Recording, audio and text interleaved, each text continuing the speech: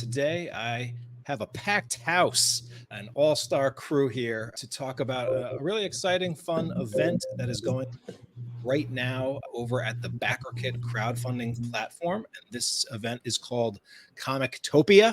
It's been running since July 18th. It'll run through August 8th.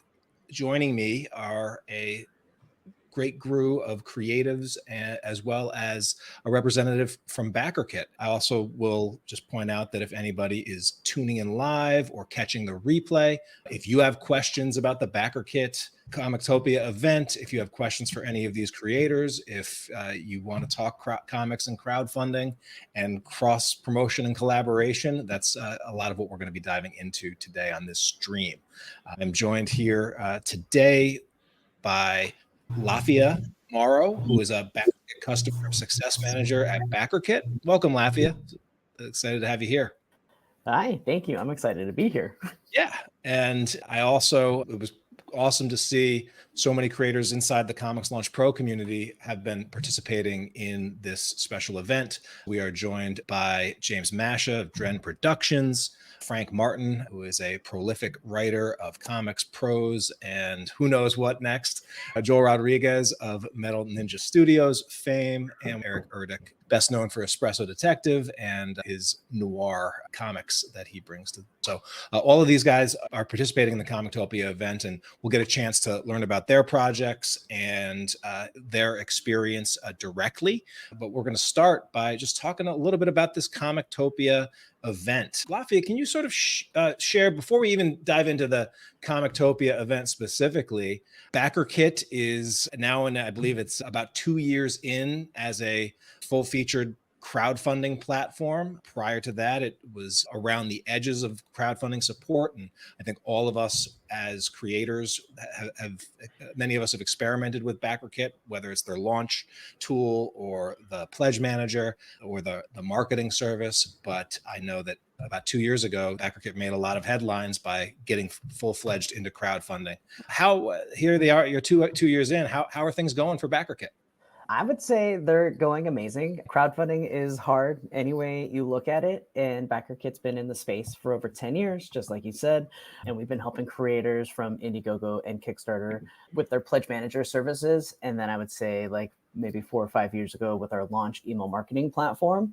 And the name of the game is we're just here to help creators because the crowdfunding journey is so difficult. And a couple of years ago, there was an announcement. Kickstarter made an announcement. I won't say what it was, but a bunch of creators came to us and was all like, hey, you've been around for so long. You did so well in the pledge manager space. Why don't you launch your own crowdfunding platform? And it had never actually crossed our minds. We were totally fine being the man behind the curtain and just helping with a massive program that beats spreadsheets. But with all these creators' feedback, and we've been working with them for so long, they asked us to build a crowdfunding platform. And that's kind of how it actually grew. And we got some pretty big creators to test us out in the beta phase. And then we launched.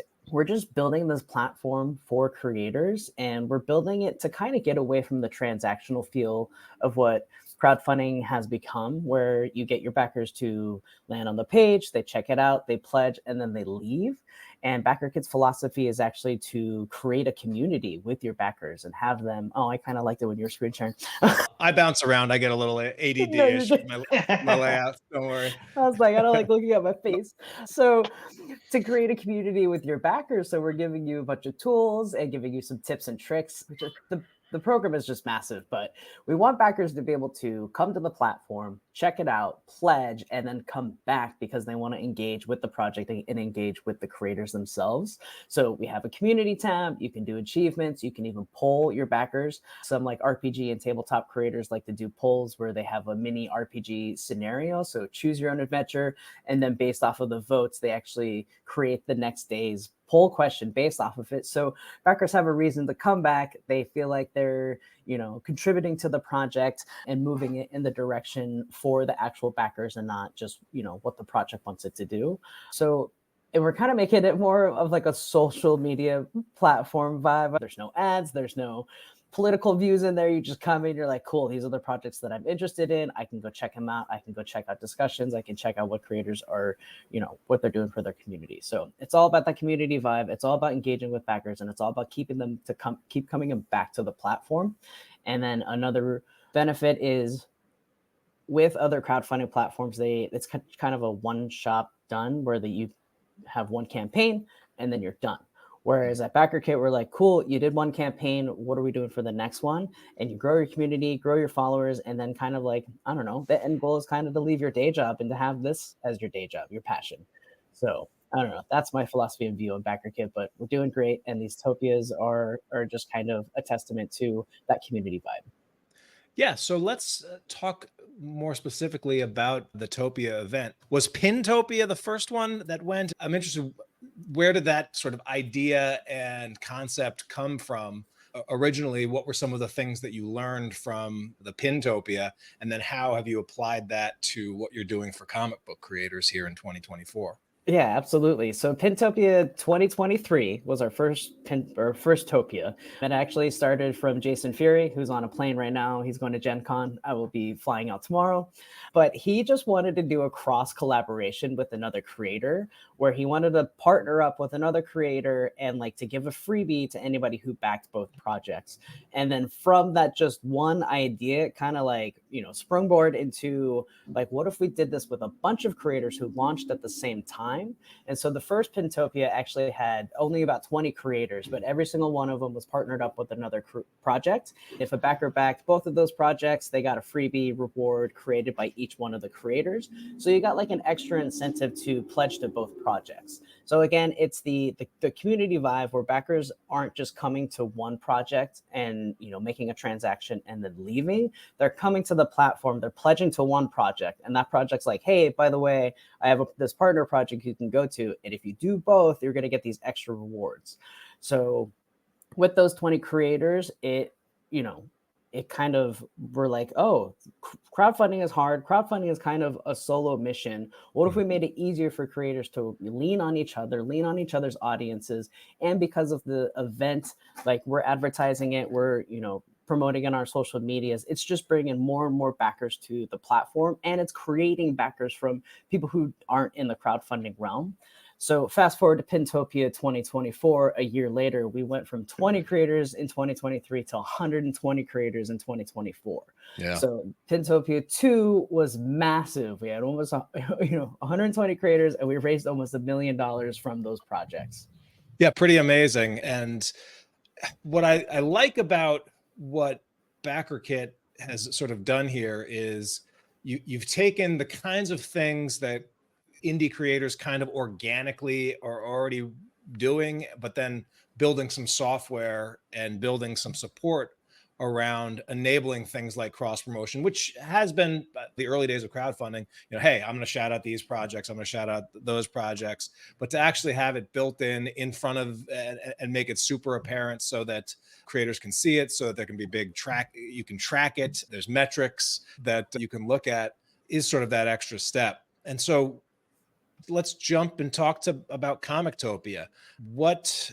And I guess one of the things that I will say, because as you know, with this show, we talk a lot about crowdfunding. We talk a lot about the comics aspect of it. And it did seem like as Backerkit was getting up and running, for a lot of good reasons, the focus and the early projects were let's get some of the biggest board game creators that have had massive success, that they've already, run all their backers through back, and it's kind of a no-brainer to start there. But the challenge being is, when you guys first launched, I think, there was like 2 comic projects live. And so doing an event like this to really galvanize and encourage comic book creators to come over and launch on this platform just seemed like a really smart idea to help grow that aspect of Backerkit's launches. But can you talk a little bit about, what's some of the unique features of this ComicTopia event? And exactly that. It's every Topia that we do, we kind of bring more creators of that niche genre to our platform. And again, we're only 2 years old, so we're still growing, but we just want to, this specific event is for the comic book creators. I've been with Backerkit for over 5 years and helping comic book creators. And I think it's a harder category for people to crack into. It's just such a niche. And then the topics are, so many genres in the comic book category. So it's just like, what if we made an event to bring everybody together, bring all of the audiences together? And like, Eric taught me a lot about comic books. I haven't read that too many in my life, but I've backed, I think, 11 projects now. My bank account's not going to be too happy with me, but I'm reading all of the campaign pages and I'm just like, oh my God, each one is an individual story. It's based on something completely unrelated to the next comic book, but it just gets your imagination going and the artwork is just incredible going into it. So it's kind of like, I would say, a marketplace for all these comic books, right? Like I've seen Reddit groups and they're like, you got to go check out this comic book and this comic book. And so there's just so many links taking you everywhere. So it's like with Pintopia, what if we just put everything under one house? A backer can come and can shop through, and then they get incentivized the more projects they back. If for ComicTopia, if they back more than 5 projects, they get this, limited edition exquisite corpse page where every creator participating in ComicTopia has drawn out a page to include into this one comic book. So it's like limited only to this event. And that's amazing too. Y'all put your, heart and souls into drawing out these one pages, and it's just going to create a really cool comic book all on its own.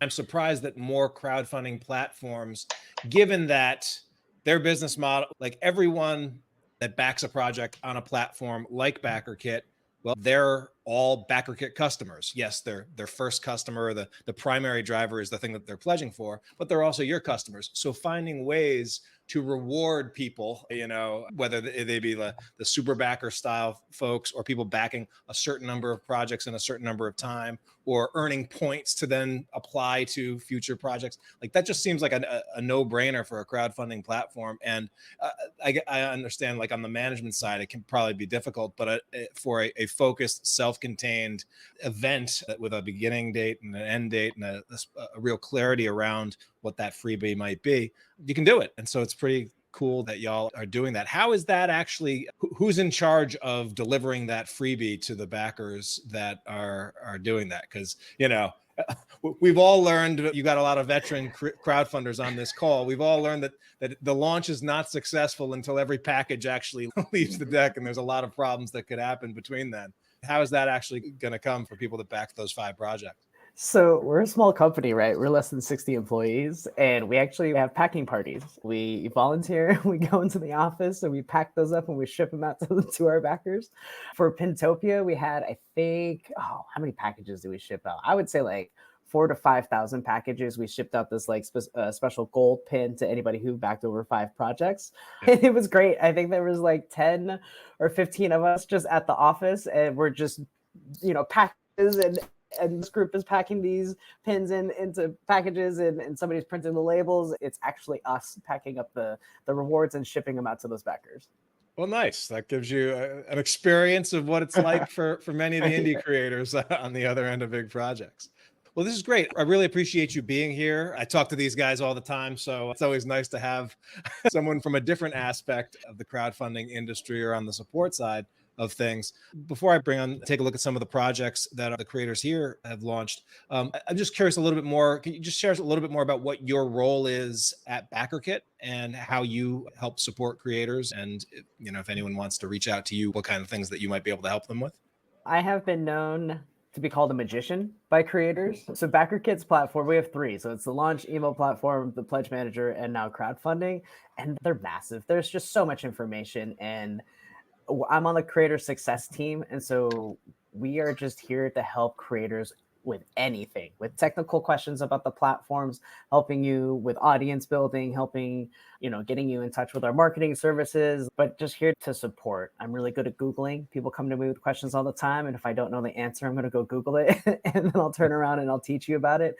Because we want creators to have the most amount of time to focus on their project. Like if your passion is to create comic books, you should be spending time creating comic books versus messing with launch and sending out emails or getting stuck on a massive program. So we're here to make it as easy as possible. You come to us with a problem that you're having. We hope to get you through it as quickly as possible so you can get back to what you love to do. So creator success, email us at crowdfunding@backerkit.com, and I'll try to help answer any of your questions. Awesome. And I guess we'll start with Eric because he is responsible for extending the invite. I know he has done some work with you and taken advantage of some of the office hours times that you've been available to him as he's been working on his project. But Eric, you're participating in this ComicTopia event with a book called True Noir Tales. It's a collection here. Tell us about the project, man. Okay, yeah, great. It's good to be here. Always good to see you, Tyler. As you said, I'm known more for doing the Espresso Detective comic. I've got 4 issues out. I've had some pretty good success on the other platform on Kickstarter. And then these guys over at Backerkit reached out to me last year and said, hey, we'd like you to do a crowdfunding campaign here, because I was having them do their, what's it called? The service you guys offer with the putting together all the emails and everything, putting together the packages? Backerkit launch. No, I think Launch. Yeah, I was using Launch, and then you guys reached out to me and said do a crowdfunding project on here. And so I decided to not do my flagship book with you guys, but I decided to do like a spin-off. This is True Noir Tales, and basically this was included in the back of Espresso Detective as a bonus. And it's kind of really close to my heart because these are actual true life stories that either I lived or someone told to me firsthand. And they're pretty wild, man. I mean, I think the concept is that a lot of us have things happen in our lives that if you sit in a cafe and tell someone, they'll like nod their head and go like, that's bullshit. But, they're actually true. Like I have a story here where I was literally a vigilante in the subways of New York, for real, in real life. And I made a story about it. The statute of limitations on a lot of the crimes have expired. And, there's also romance, and there's also this crime and adventure. And not all the stories are about me. I created this character with a little spiky hair who is kind of like, lives the stories. There's another part called Crime in a Resort Town. It's a third world country where a crime wave of thieves were coming in on the chicken bus at night. They go to the nightclubs and see who was dancing, a small town. Whoever was in the club wasn't at home, so they go to the house and rob them. And literally everybody I knew got robbed. I mean, they even hit the same house twice. So I got involved with the police chief in town and a couple of other people, and we tracked these guys down. And again, if I tell you the stories, you're probably like, yeah, whatever. But if you see them in a comic, it's actually much more interesting. So I decided to put these all together in a hard book collection, like a graphic novel, a trade paperback collection. And I'm going to add a whole bunch of new stories to it, and I'm going to finish some of the stories that weren't completed. I think talking about this whole accessing the crowd in Backerkit and getting more input from the readers, I just had an idea as I was listening to this, and I'm going to do a survey and ask people what they want me to make stories out of. Like there's some Comic-Con stories where I met I met some big publishers and ended up hanging out with them all day, not knowing that he was the president of one of the big 4.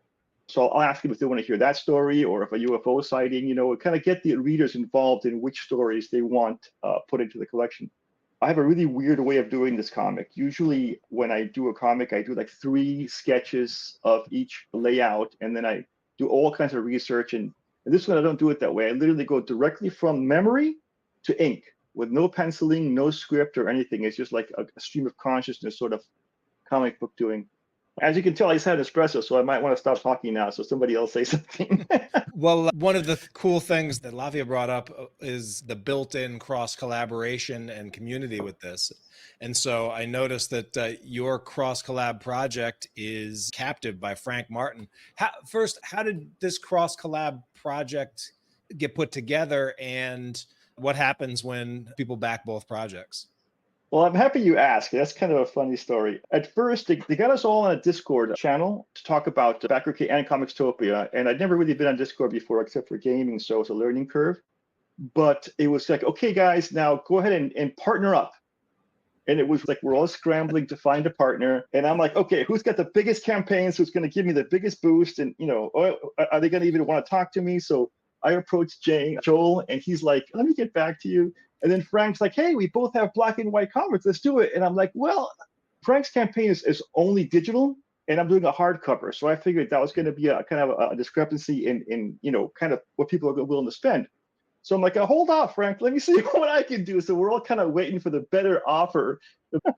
So they all paired off, and a few of us were left out, like, the wallflowers. And then they did an arranged marriage with me and Frank Martin. And as I was telling Frank, statistically, arranged marriages are as successful as marriages for love. So look at us as far as, if you scroll down a little bit, right there, stop, go up a little bit. Top collab projects. Frank and I are literally the top project that people are collaborating to both our projects the most. So arranged marriages work. There you go. I love that. And again, that's another cool just thing to look at, a cool metric to draw attention to these projects. And so I take it that means that this is kind of cool. 32% of backers are backing both of these projects, which is the highest percentage of any of these, which is really cool. Frank, what can you tell us about your project, and how did you finally win? And how did you finally win over Eric? With getting, there's always two sides to the coin, right? I was looking more for thematic links. I mean, Eric is right. I'm doing a primarily digital only campaign. He's got a hardcover, but we're both doing black and white noir crime comics, and they have very similar feels to them. So I think people that are going to be interested in one, regardless of what type of book it is, are going to show an affinity for the other. And yeah, this was a big up in the air kind of event. Nobody really knew how it was going to do, but I've enjoyed it so far. And I am excited to see how it all winds up in about a week or so. You look at this, Eric, actually 54% of Frank's backers are backing your project. So you're actually bringing down the average. So yeah, Frank is really bringing the heat for you. What can you tell us about Captive, the project that you have going on, Frank? And as someone who has gone through the process of shipping out tons of work, why did you decide to go digital only for this one? I came up in Tyler's ComixLaunch course. I went from doing one project a year. Now I do 6 launches a year. And so I plan them years in advance. So when I got an email about this earlier this year to do this ComicTopia event, I was like, I would love to do it, but it's hard to fit stuff in your schedule. I make comics, but I don't necessarily have plans on what to do with them. So I got lucky in that I decided to make this book Captive with a friend of mine, Matt. And we were just making it. I had no idea what I was going to do with it afterwards, but I thought it was good opportunity, good timing that, hey, I could throw this into ComicTopia. I don't really have the bandwidth right now to do a whole bunch of printing and fulfilling. But one of the big lessons I learned from you from ComixLaunch is that crowdfunding campaign doesn't have to be one thing. It really can be whatever you want. And so in this case, I'm doing a primarily digital campaign. I'm also revamping some of my older books right there, Empty and Masked, and I'm pairing them together as like a digital trilogy that are kind of black and white thematically linked. I'm having a whole host of my back catalog that people can jump on. I was using Backerkit as an opportunity basically to bring some of my work to a new platform that people can get for digital, and it's streamlined. So I don't really have to worry about printing. I don't really have to worry about shipping. And that's how I base this campaign around. And based on those expectations, it's been a success because I don't really have the huge pressure of a big funding goal or stuff like that.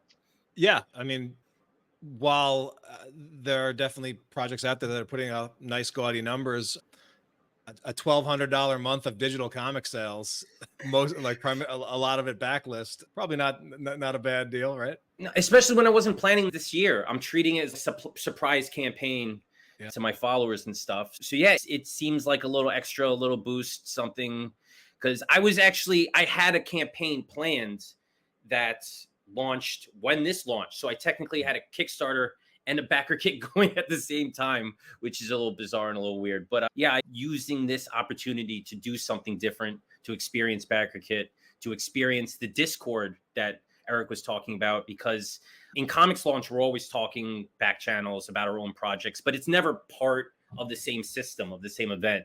So it's kind of cool to be at least part of the experience. I mean, not everything you gain has monetary value. Sometimes just the experience itself is beneficial to be a part of. Yeah. And I guess for the creators out there that have only worked with another platform like a Kickstarter, what kind of learning curve was there for you to just set up your campaign? There were obviously a learning curve. Some of the things that I was familiar with Kickstarter, Backerkit just didn't have. I think Backerkit, the crowdfunding system, has done a great job of holding people's hands, a lot more than Kickstarter does. Kickstarter kind of just throws you to the wolves and say, hey, build your thing.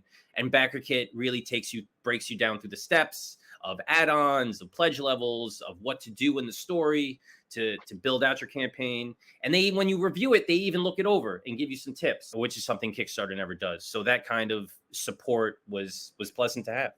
Yeah, it really did seem like a cool thing that you got the planning going for this relatively early so that you could connect creators in advance in the lead up to this, so that hopefully you could come out of the gate together with focus and have those cross promotions set up in advance.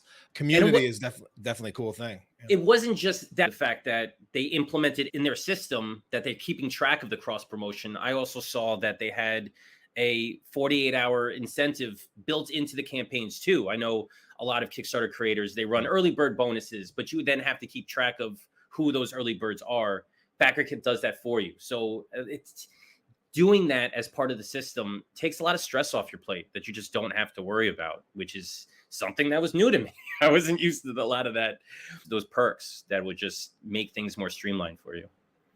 Yeah, I want to jump over to James, who is launching another book over here on Backerkit as a part of ComicTopia. It's Cowgirls versus Zombies #1. James, what can you tell us about this book? It's just another silly kind of tongue-in-cheek horror book. And again, as usual with my titles, the title does say it all. It is Cowgirls versus Zombies. And, a little cheesecake stuff in there as well. But it's a project that I actually had sitting on the back burner for a while because we only have issue #1 completed. And so we decided, this would be the perfect time to launch, test the waters with the Backerkit, the ComicTopia and everything. And, when Backerkit reached out to invite you to the launch, did you have any concerns or any reservations about participating in this event? If so, what were they? And then how'd you get around them? Or what did you see as the sort of real opportunity here that made it worth jumping in? I'm reticent to try anything new. I like to let other people try things out first Yeah. and see how they go. But at the same time, I have launched something with Backerkit. I did it a year ago. It didn't do very well on Backerkit, but did well enough. And so I said, with the cross collab and everything, which I do a lot anyway, I said, let's give this a shot. And the comic is doing pretty well for a first issue.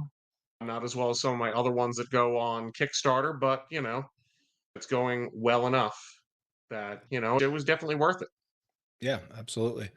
And, this has kind of been a conversation that's been going on in the crowdfunding space for a little bit, and it's flared up a little bit. I don't know if Lafia has any insight about it, but the sort of not safe for work, sexy nudity covers. There's been a few instances on Kickstarter where it seems like Stripe had an issue with certain projects and a fear that certain kinds of projects were going to be shut down. How is Backerkit sort of navigating that, and have they come out with a firm, clear guidance about, what may or may not be too hot for the platform? I did notice that on some projects there was a pop-up screen that said, hey, you've got to be 18 or older and confirm to look, which is something that I hadn't seen on on other crowdfunding platforms, but seems like, it would make sense for certain projects. But where's Backerkit's stance right now? Yeah, we love to build things as we fly them. So the not safe for work, again, I've been here for 5 years, and the amount of projects that have come across my desk, you're just looking at a black and white screen, and then you click into the Kickstarter, you're like, oh, this is what I'm looking at today. But we're learning as we go. And we have guidelines, you can check out our help articles on what guidelines, what we accept and what we don't accept. But this kind of artwork, not safe for work, it's art, right? And so we allow it on the platform. We are also running into Stripe issues, and we have a trust and safety team who's working directly with Stripe. But Stripe kind of plays by their own rules. And so I think 3 projects to date have been nabbed for their not safe for work stuff. And it's like we talk to Stripe, they give us guidelines, we tell creators what to do, and then all of a sudden one of them just gets napped.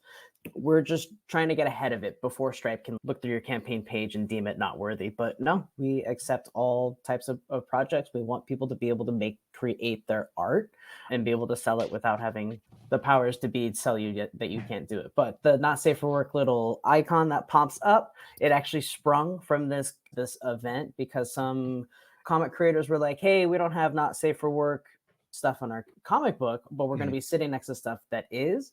And so that's why we created the, so you can switch it. It blurs out the background. One feedback was like, hey, I'm scrolling through Backerkit and I've got my kid sitting next to me. Like, I don't want this to just be flashing up on the screen. So you're able to like toggle it on and off that, you have to, if you have it toggled on, that all not safe for work is always blurred. But yeah, those features got built because of this event. It's definitely something that I have heard some creators on other platforms be like, you back one project and then all of a sudden they're recommending projects that are making grandma's eyes pop or whatever. But start a backer train. What is a backer train? Is that just backing, or is there something more to that? I'm just curious. So the backer train is if a backer pledges to the project, a 10-minute timer gets set and it counts down. And then if another backer pledges within that 10 minutes, it resets the timer. So it's really fun for backers to kind of join at the very beginning of the project. Like once a project launches, we've had like the Monty Python game or even Gloomhaven. Or Brandon Sanderson. I mean, his backer train just like went off the Richter, had like 3,000, 4,000, 5,000 backers on it. So we also have a thing called overtime mode. So your campaign is supposed to end at X time. But if there's a backer train going, then your campaign actually keeps going on. And this is like when creators can jump on and do a live stream and they can, talk to their backers about like, get your friends, come on, like get everybody to join the backer train. And it's just a really good way to like push the pledges up at the very end of your campaign because backers come in and it's so funny. Like I even did it once. I was like, oh my God, there's a minute left. And I went in and I pledged just to keep the backer train going. So like psychologically, it just, instills that FOMO in everybody and gets everybody engaged. Yeah, that's cool. So James, you've got a project that you're running that's a cross promotion, I know, with David Byrne's project. Were you aware of the backer train feature? And yeah, were you aware of that? I was not. I was actually looking at the campaign recently and I saw it. So I was curious myself. So thanks for asking. Because that, my head starts going of like, wow, if that's a feature that really works, like doing a last minute live stream or a closing ceremony where, hey, we're going to go as long as the train goes. And we're going to end at 10 p.m., but we'll go straight on through the next day. If the train keeps going, I could see that being something that could be a lot of fun for creators to really lean into. Coming back from San Diego, we're going into full marketing mode to revamp our strategy for marketing on this campaign. And we're trying to come up with a bunch of different things. So I think there will be a backer train live stream happening at the end of this campaign. Yeah. And so appreciate you, Joel, being here on the back end of a convention. But what can you tell us about this crossover project? Yeah, so Dust County is canceled is the first time that I've actually been the co-writer with a very good friend of mine, David Byrne.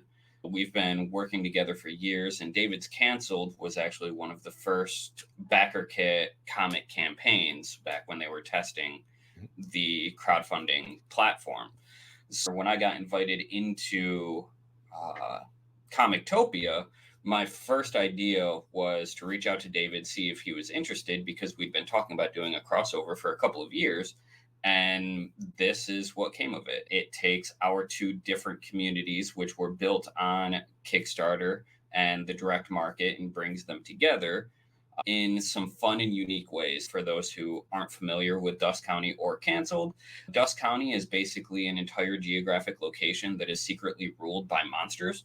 And Canceled is about a failed kids talk show host who gets fired, decides to get revenge by blowing up the TV station, and gets sucked into the airwaves, where he then convinces kids to kill their parents.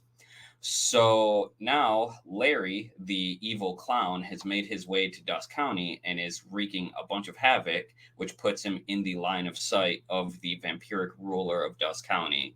and his team of monsters. So it's a monster brawl that involves a whole bunch of chaos. And it's Now, Joel, you're somebody that, in addition to being a great writer and creator, you run Metal Ninja Studios. A big part of what you do over there, in addition to lettering and graphic design, is building out Kickstarter pages for many of the top crowdfunders. And so I'm curious, what did you have to tweak to your tool set? What was different about building and setting up a crowdfunding page here on Backerkit versus Kickstarter, where you spend a lot of time on?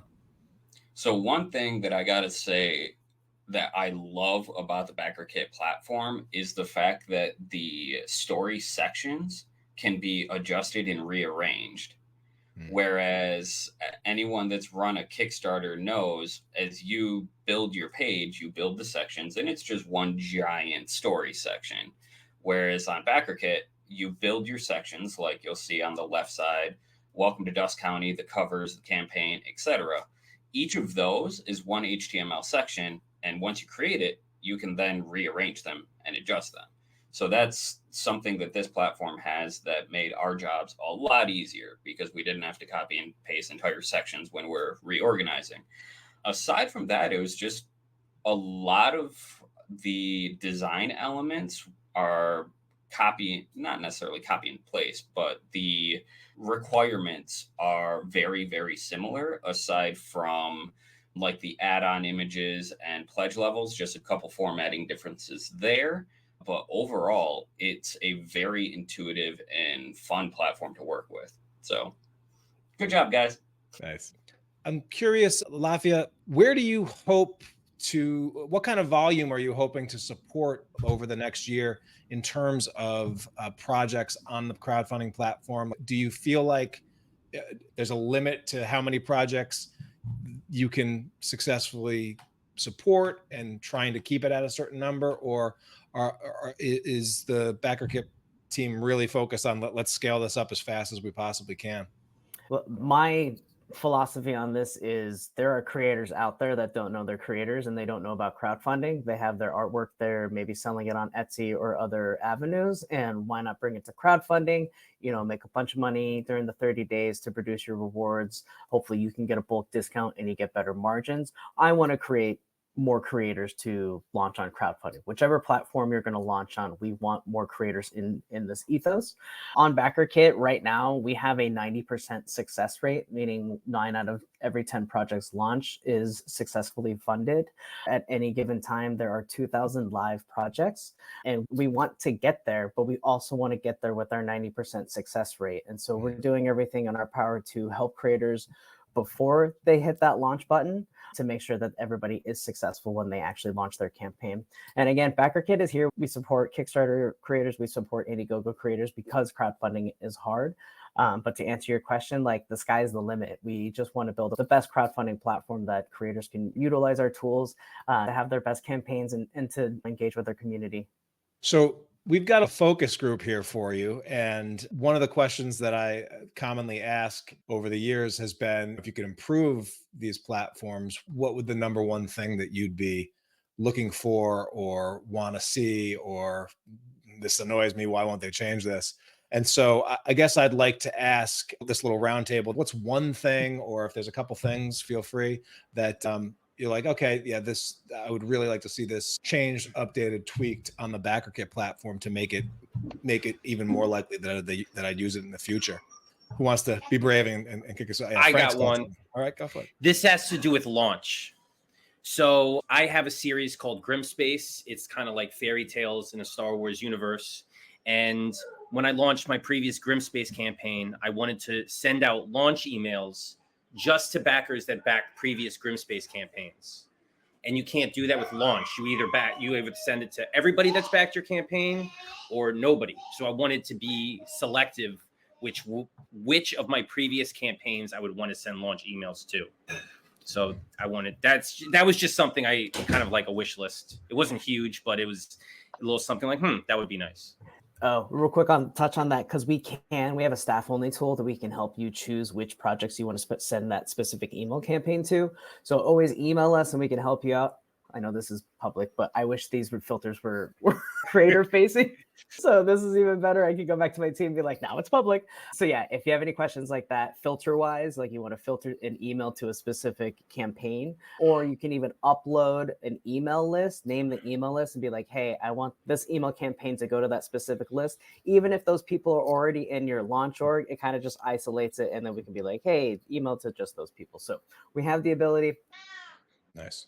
I was going to say, I have the same issue, but it's because I do the games along with the comics, and I actually have to have two accounts so that I don't email the games people the comic stuff and annoy the hell out of them. Vice versa. So yeah, I actually have the same want there for launch. Yeah, nice. And I know that I have two different brands that I use, but through the same account, I can sort of select which of the two that I'm trying to do my launch focus on, which is pretty nice, because it's nice that you can have multiple Kickstarter accounts or multiple crowdfunding accounts, pull those backers into one lump launch list. Eric, you got anything that you'd like to say? Oh, yeah. Once I get started. Well, first I want to do a little bit of praising. Tyler, your help with ComixLaunch has been crazy. I mean, I went from 0 to 1,000 following your course, so it's been really life-saving. And with Lafia, her support's been super heavy. I've been trying to contact Kickstarter for years, and I think I've never gotten a reply from them. But with Lafia, she actually has an hour every once in a while where she will just like go on like this, and you just talk to her, and she's like, okay, go into your pledge manager. It'd be really cool if you put a black heart right here, and you can actually use this part here to highlight the stuff, like really hands-on stuff with my actual campaign building. And I was like, whoa. She's been emailing me about marketing ideas and so on, how to promote. So it's been really helpful in that sense, super hands-on. And then on the Discord group, you can text Jason, and he answers some questions there, and the other members give input and stuff. So it's been really cool. In the critique department, it's Pledge Manager. I think we were talking about this before. I would love it if you could build the campaign in the crowdfunding part, and all the items and rewards automatically go over to Pledge Manager instead of having to go in there and literally input every. I mean, the worst integration is trying to get it from Kickstarter over to Backerkit. That's like a whole other, escapade there. Are you guys working on that at all? So we just released V1. So you can now, I know this isn't importing into the Pledge Manager yet, but you can now create items on your campaign page. So it literally just got deployed yesterday. So you can create items. Yeah. I just put it on my campaign this morning. So you can add items to pledge levels, add items to add-ons. I'm so sorry. They're not going to import in the Pledge Manager, and you will have to do the work twice. But V2 is coming, and that's the whole goal, so that you create everything in the campaign page, and then it just rolls over into the Pledge Manager. So we have heard you. We are working on it. And I guess the one thing that I do enjoy about the redoing the work, though, when I do set up the backer kits is, I teach this stuff, but I swear, I don't know that I've ever done a campaign where I set things up perfectly on like a Kickstarter and hadn't wanted to make a little bit of an edit to a pledge level, or, oh, whoops, I duplicated, but then forgot to eliminate one. So the ability to just spend a little bit of time to review and make sure that everything is just right, I think is a good thing. But I think you're probably right, Eric. If you're on the same platform, being able to import and then edit is probably definitely something that you'd want. It sounds like that's something they're working on. Joel, what about you? You got anything on the crowdfunding side of things? Yeah, this kind of ties in with Eric on the interplay between crowdfunding and the pledge manager, and that's really shipping. One thing I noticed when setting up this campaign is it's basically mandatory that you have to calculate shipping after the fact.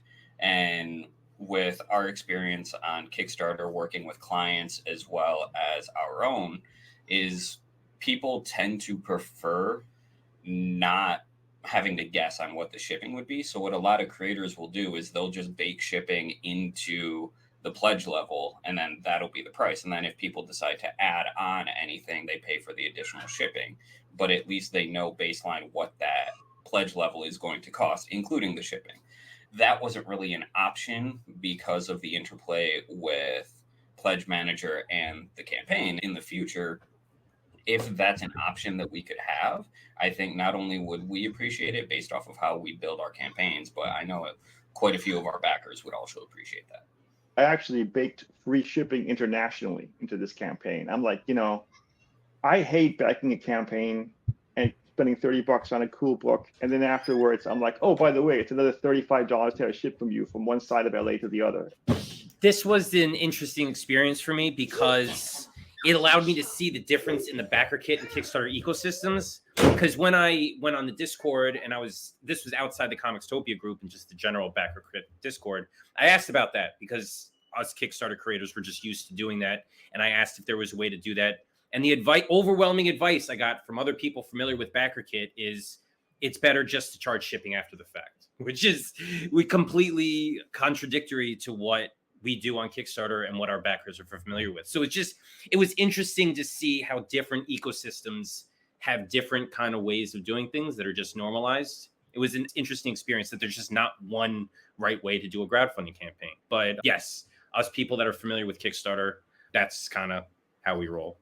And absolutely too, I wish creators had the ability, give you the option, whichever way you want to go, you have the tools to do it. I think we believe that all funds during a project should actually go towards the project and its rewards and not be fluffed up or buffed up by the shipping fees. Because some projects will come in and they raise $20,000 on Kickstarter, but $8,000 of it goes into shipping fees. So they actually only raised $12,000 for the project.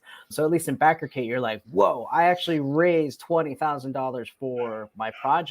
And now I'm going to raise an additional amount in Backerkit for shipping fees. And then the last thing is we've seen so many creators get burned that they charge shipping during the Kickstarter. And then once it was time to ship, a year goes by and shipping fees go up, people are just paying out of pocket or having to add an extra add-on to people's surveys, begging people to donate money to their campaign so they can pay for shipping. But totally hear you that you should have that option. It should be your option. The irony is that if you asked me what I would want from Kickstarter, it would be to separate shipping from the total, but yet I want it to be part of the reward. So it's I need to find a balance that's the best of both worlds, which is, it's hard. None of this stuff is easy. Also, I'm taking notes too, so that's a great idea. And it's tough because there's what we want to do, and Charlie Stickney tuning in says a lot of backers won't, on principle, back a campaign that has shipping post afterwards. And I think there's a lot of U.S. backers, especially, that got used to that. Although there is a lot of evidence that some of the biggest projects of all time all use the post Kickstarter shipping, or some of the biggest projects, are happily collecting that shipping after the fact, and it doesn't seem to be really affecting them. But it's interesting how this is evolving. Shipping continues to go up. It does seem like there is some reason to look at it that way. I'm curious. One thing that I'm curious, and this might be a question for Lafia, but also something that y'all are thinking about, is as you're doing your Kickstarter, or when we do a Kickstarter campaign, there's the Kickstarter campaign, and then there's the survey. And if you're using the Backerkit Pledge Manager survey, that survey usually goes out 2 to 3 weeks after the Kickstarter campaign is ended. And most of the reason that creators are using that is because they know that with add-ons, they might collect an additional 5 to 20% after the fact over on the Backerkit platform. Is there the same timing with a Backerkit crowdfunding launch? Is that how that works? So there is still a separate survey that goes out after the crowdfunding event. Is that correct? Yeah, same thing. The project imports into the Pledge Manager. Right now, they're separate entities. But the timing wise, it just takes 14 days for Stripe to give you your money, regardless of what platform you're on. So we're just kind of well, why don't you just wait 2 weeks, get your money, and then survey your backers, and then ship rewards or get your accounts to manufacturers. Yeah, and that was something that I know some creators are like, it'd be nice if it was just integrated. You didn't have to send a shipping survey. There does seem to be this backer psychology that a certain percentage of them, if you wait a couple of weeks, give them the opportunity to buy more from you, they'll buy more from you. And I would hate to miss out on what is usually the easiest money to pick up during a Kickstarter or crowdfunding launch. So I'm glad that Backerkit also supports that. Yeah, Eric. I just wanted to clarify something. I think I know the answer, but basically in Kickstarter, you would pay Kickstarter their commission and their fee, and then you would go over to Backerkit Pledge Manager, and then you would give them a fee. But when you crowdfund with Backerkit, the Pledge Manager is built in, right? You don't have to pay extra for it. Is that right? No, I was kind of just asking if the Pledge Manager fee is baked into your crowdfunding fee, or do you have to pay extra? When you crowdfund on Backerkit, you'll just pay a 5% on any funds raised. So 5% on the campaign and then 5% on the funds raised in the Pledge Manager. If you're coming in from another platform, you pay us a 2% campaign fee on what you raised on the other platform. And then you're charged 3.5% plus Stripes fee. So it all kind of just, it evens out, but you are saving money when you launch on Backerkit when you're using Pledge Manager, if that makes sense. You're basically getting a Pledge Manager as a lanyard when you crowdfund, right? Absolutely, yeah. And then you get like the pre-order store, so you can attach that anywhere, so you can continue to collect late pledges. And some people, we've had one creator, she's been using the pre-order store just like indefinitely. She raised 60K in Kickstarter, and now she's like up to 100,000 on her pre-order store. And she keeps saying like, "Oh, I'm gonna go to Shopify. I'm gonna go to Shopify," but we kind of just make it stupid easy for her to just keep a pre-order store. Most comic creators still here in 2024 have not launched a Backerkit crowdfunding project yet. I guess I would like to just do another quick round. Like, what's something that creators should know before they jump in and launch on Backerkit? James, you got anything? The one thing that I would say is that don't expect all of your regular backers over at Kickstarter to come over to Backerkit, because that is one thing that I've been finding with especially this newest campaign, that even though I have all these people following the project, they are just not coming over from Kickstarter to back it. We as crowdfunding creators, because we're doing so much stuff, we probably don't realize that when you do have all that equity built into a specific platform, like how much of a magnifier effect you can get from just that platform notifying all past backers, hitting all of that stuff. And so, that is something that you may have to work a little bit harder on when you're switching platforms or trying it out. Good point. Can I ask a favor?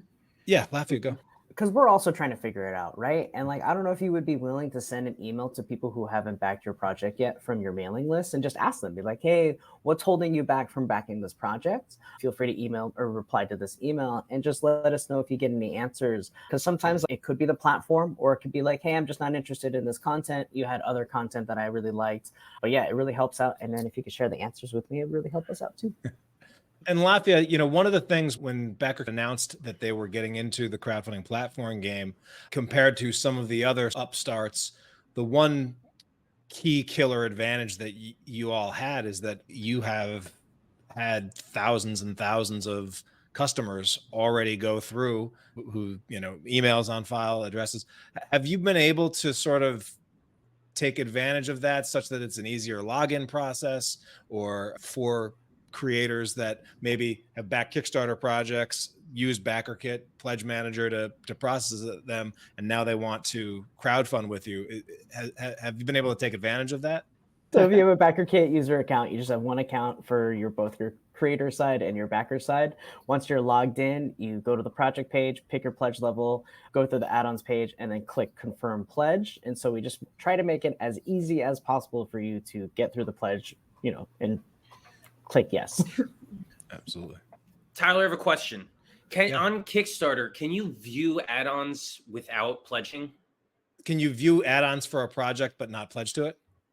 Yeah. So now there's a rewards tab, and so when you go to the rewards tab, it'll show you what add-ons are available, but it's super repetitive. Like the UI is not great. That was something that I saw on Backerkit. That's easy. It's just at the top. You could click pledge levels, you could click add-ons, and because my campaign was primarily, I had a whole bunch of add-ons. That's what I was kind of marketing. So the fact that was easy and presentable to people was beneficial. You can see he's got a set of all of his very nicely priced digital comics. So definitely check that out. It is nice to just have a tab just for those. Interesting. And it shows you pretty quickly how many have been purchased by different folks. Another thing that Backerkit is doing is a lot of people would complain before you launch your campaign, or even while you have it, you have people following the campaign. Kickstarter was like, I have 300 followers and only 50 have backed. Can I email them? And we couldn't. But in Backerkit, we can actually target the people who are following us and send them specific messages. I remember there's a big deal, and people were complaining about that. So that was interesting. Also, do they get added to your launch list? Is that how you then can target them or contact them, Lafia? Yeah. Okay. Oh yeah, Yeah, where it's is that? I noticed you can also send updates to your people on your launch list, which is interesting. When you make an update in Kickstarter, you can't send it to people that back previous campaigns, but Backerkit allows you to send updates to people who haven't backed yet or have backed you previously, which was extremely nice feature. So basically, in Kickstarter, we used to have to go back in like issue 1. I would message all those people. But like in Backerkit, since we use Backerkit to fulfill all the campaigns, I can reach all my Kickstarter backers. Lafia, is it almost possible to use Backerkit like a email service? Like I can import all of my MailChimp contacts in and use Yeah, it instead of MailChimp, right? Yeah, absolutely. And just make sure like you have consent from that mailing list. We just ask that you, when you're using Launch, the email platform, just it's specifically built for crowdfunding. So don't be like, hey, my grandmother's birthday is coming up. Like you want to be like, hey, my upcoming project's coming up. But yes, import your entire email list, import your previous projects. That gets added to your entire Launch org. And like Frank was saying, you can post a project update and there's an option for you to also send that project update to everybody in your Launch org, not just the people who are back into your project. Is there information like how many clicks and how many open, stuff like that, or no? With Launch emails, you can see like open rate, click rate, how many people pledge from it. For project updates, you don't get like the click-through rates, but on your overview page on the dashboard, it shows you how many people visited from the project update. They're kind of not difficult to read, but if it says EC in the tag, that's an email campaign. And then if it says project update, I guess maybe the project update is easier to read. But that one, it'll show you like this specific project update got you 12% of your pledges. Okay, cool. So this is a question that came in from Twisted DeVoe. He said, is there a way for backers that back digital versions, if they become interested or want to fund more, be able to back physical items? Yeah. So I'm assuming, the way Backerkit usually works is Backerkit can actually, you can use that and the pledge manager to deliver your digital rewards. So what I'm sort of seeing here is the case with someone backing. You actually deliver the digital rewards after the campaign, they read it and they want to buy more. I'm assuming if they left the pledge store open, they could go and back again. Or as you mentioned before, you're encouraging people when they launch to be thinking about the next launch. And, like with Frank, a lot of the projects that he has in his add-ons right now were projects that were previously Kickstarter funded. So definitely a way to get people in and get people experimenting with it and hopefully backing you if they like what they get from you. Well, awesome. I don't want to keep y'all too much longer because we've been going at this for over an hour now, and I appreciate all of your time. The event is running until August 8th. Did the team have some internal goals for this, and how is this sort of stacking up? And what are you hoping to see going into the home stretch here, Lafia? The goal is always to get 100% of the projects funded. So we are doing our best. I know Comic-Con was just this weekend, hopefully, and y'all are probably tired if you were there, Joel. I heard you were there. And then a bunch of us are going to Gen Con this week. So one learning is maybe not have ComicTopia right at con time, maybe do it a little bit earlier. But yeah, the goal is just to get 100% of the campaigns funded. And then we're going to do a big push to promote the Exquisite Corpse page to people who have already backed. So if there are a couple, if we pull a report, there's a bunch of backers who've only pledged to 1 or 2 projects, be like, hey, if you get up to 5 projects, then you get this really special limited edition Exquisite Corpse page comic. So we're going to be doing a lot of stuff from here until August 8th to get all of the projects funded. But we need your guys' help because it's only a 3-week campaign. Hit them hard. And James, if you could, ask them hey, why aren't you back in this project? It'd be really useful data for you and for us. But yeah, we just want all of them to be 100% funded.